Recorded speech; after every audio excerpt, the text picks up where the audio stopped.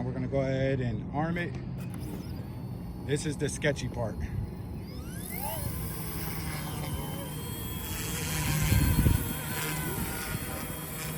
I'm not even sure if the GPS actually got linked to it yet, but go ahead and just,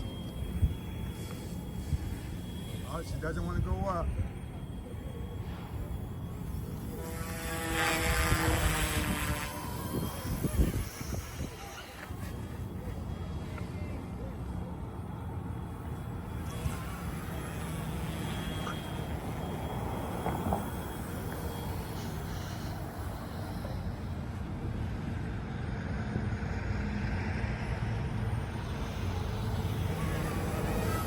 Oh, no, not the power line. Whoa, shit. All right, let's bring her down. Like I said, guys, she's a little finicky when it comes with stopping, so you have to stop a little earlier. Bring it back some. Yeah.